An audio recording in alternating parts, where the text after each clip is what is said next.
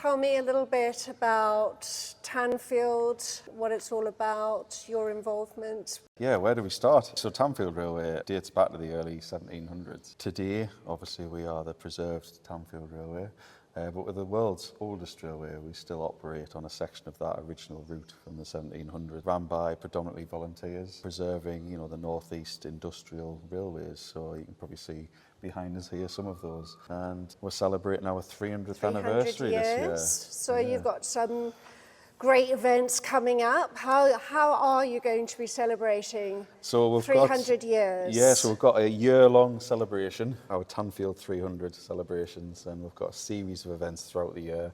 And we've had some so far, so we're currently in a month of festival events, our Great North Festival of Railways.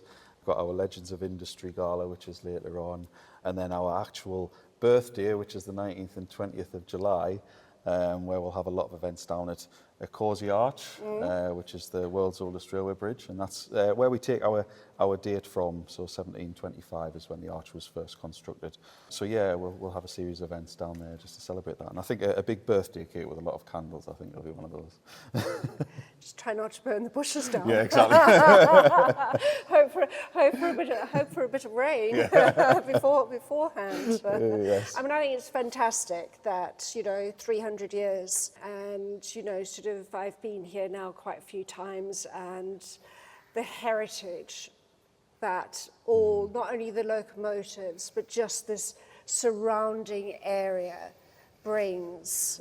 There's that lovely community feel that you get. You kind of feel like everybody in this area is very proud of the railway, and sort of the fact that it's still functioning. Very much part of your community.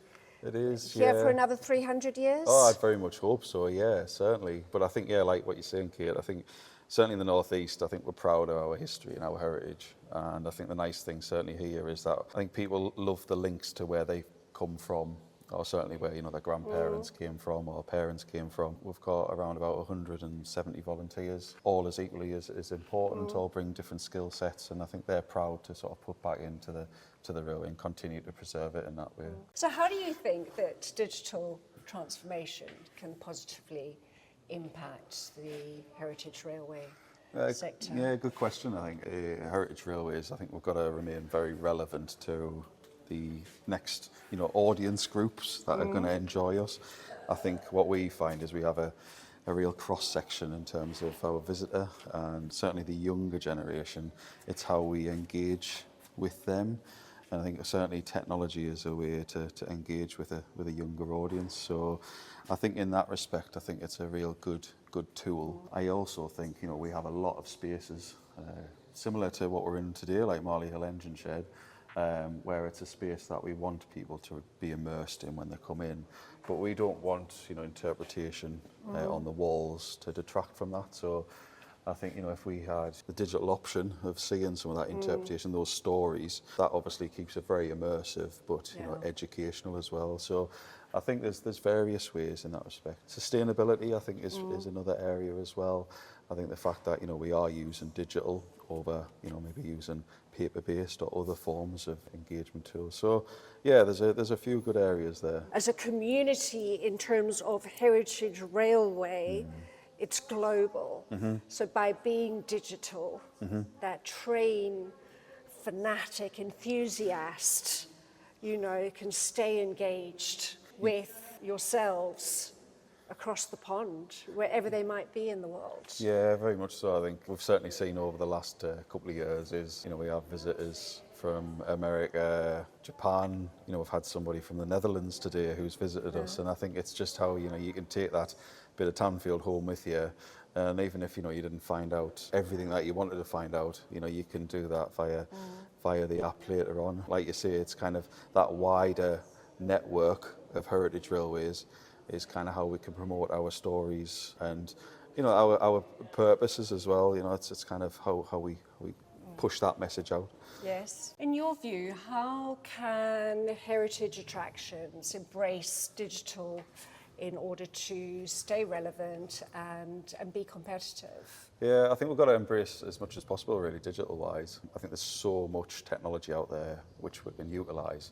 And I think, obviously, everybody's got a smartphone, for example. So, what that smartphone can do for each heritage railway, I think is critical. But I think one of the main things is looking at what data can be used from that. So, how that then can inform what we do going forward. But I think as well, from an engagement point of view, we obviously want visitors to be immersed in this environment, but also, we sometimes can't provide them with all of the information which we want them to have. So, it's kind of how it's a bit of a blend, really. Everybody's used to, I think, using digital. They still want, a nice day out, and they still want to learn in various ways, but it's kind of having a cross-section of different, engagement types for your audience that is coming to you. So, yeah, there's multiple different ways. I also feel as if, the main thing for me is, looking at the data analysis and then how that informs kind of going forward what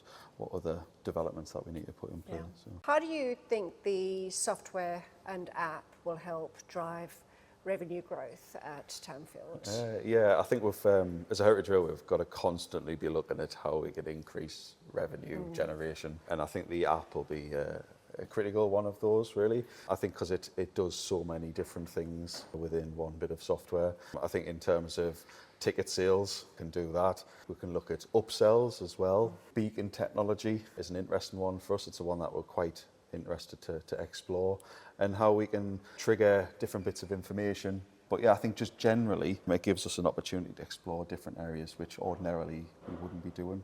Main thing as well is that marketing tool as well. We're capturing that data. We're then able to utilise that data, push out notifications, if we've got something which might be of interest to them, and then increasing multiple visits throughout the year. Yes, because of course that relationship extends, because effectively they are taking you home with them in their back pocket because you're on their phone, and so they can continue to be engaged with Tanfield. Yeah, it's that continuous engagement with that person. It's kind of how you take a first-time visitor and then either make them into secondary visit, or even, dare I say, like a supporter or a volunteer. It's kind of engaging them in different ways. So yeah, I think from a revenue generation growth, there's various different ways that we can tap into, which we need to make sure to be sustainable going forward. We've got to be able to do that. From the real deal. I think that's the thing. I think as much as we have these fantastic exhibits, we don't want you don't want everybody looking at a phone. They want to be immersed in where they are. But I think you've always got to have something probably in your pocket which is saying this is this. We don't want a bit of information in front of it which is kind of taken away from how it And of feels. course, there's only so much information that you can put up. Yeah, so there is, and I think it's kind of you want those top level themes, and if you want any more information, then you can look at that after your visit. And of course, also like you mentioned, you're looking at sort of the wider accessibility picture, because not everybody wants to be walking around with a big group. Yeah. They might just want to be plugged into the audio. They want to come and visit, but they're being able to offer sort of different options. Yeah. Depending on your needs. Yeah, exactly that. So how does digital transformation align with your broader vision for the railway?